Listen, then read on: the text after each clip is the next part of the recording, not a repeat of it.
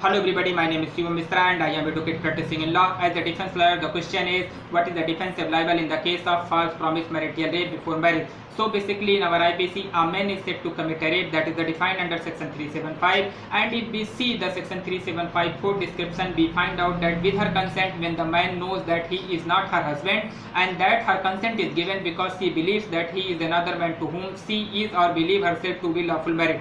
So basically if we see the section 375 along with the code description, we find out that it is a punishable offense to make a false promise marital rape before marriage. So basically let's discuss that what's the defensive liable and how we can make a defense to our client. So basically if we need to prove in the, as a defense lawyer, we need to prove in the court of law that it is a consensual relationship between the parties, that is a not rape. So for that you need to understand the section 375 along with the section 90 of the IPC. What says the section 90 of the IPC? Consent known to be given under fear or misconception. So basically this is a good way where you can as a defense lawyer you can make a proof that that was a consensual relationship, that was a not rape between the party. So I am going to share some of the way where you can easily prove that was a consensual relationship. That's the first way, that there was no promise of marriage on that basis of sexual act take place. If you able to prove this in the court of law, definitely that is the proper defense. Again I am repeating, there was no promise of marriage on that basis of sexual act take places.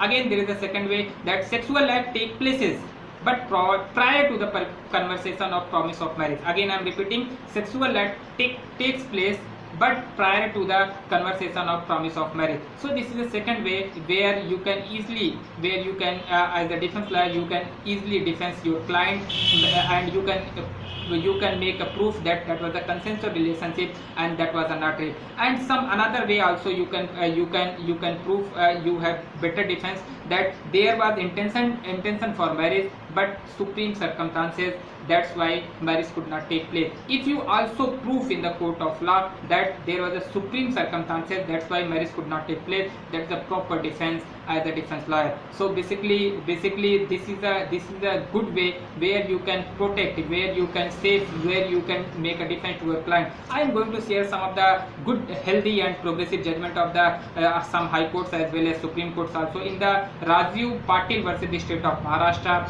Supreme Court in the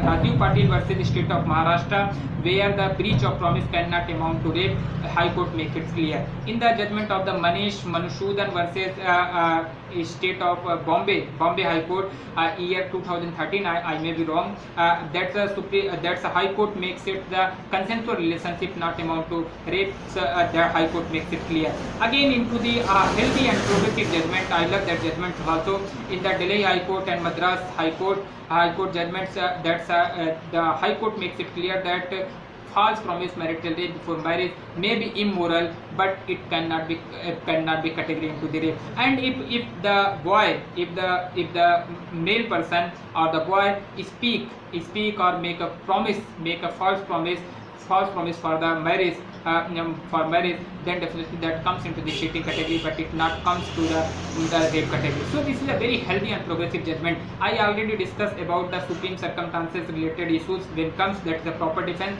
For that some the healthy judgments is also, like as the Deepak Gulari versus the state of Haryana in the year 2013, where the religious were different of both parties, so marriage could not take place. So this is a proper ground of the supreme circumstances, and Supreme Court did not consider it as a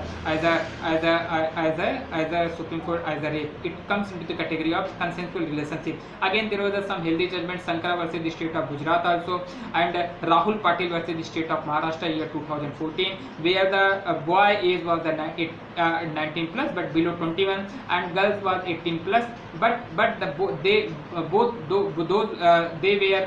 were in the different categories, so marriage could not take place. So this was the comes into the category of supreme circumstances. So Supreme Courts makes it Bombay High Court makes it to the category of consensual relationship not amount to rape. So basically this is a healthy and progressive judgment of the High Court as well as Supreme Court also. But be remember, again that's my legal advice, that's I have for as a defense of the false promise marital rape before marriage, you need to hire a very good lawyer who must have very excellent skills related to law concept as well as the practical approach. Because in the judgment of UP versus Uttar Pradesh versus Nosar in year 2013, in the Supreme Court get the section 375 along with the 92 of the IPC. 92 what says that act done in a good faith for benefit of person without consent. So in this judgment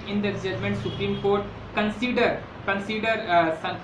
that fact that it comes to the rape, and Supreme Court ignore the consent of the girls also. So basically again I am saying, if you read this judgment, then definitely you will aware that Supreme Court did not consider the consent of the girls also, and that they were living in the last 2 year also.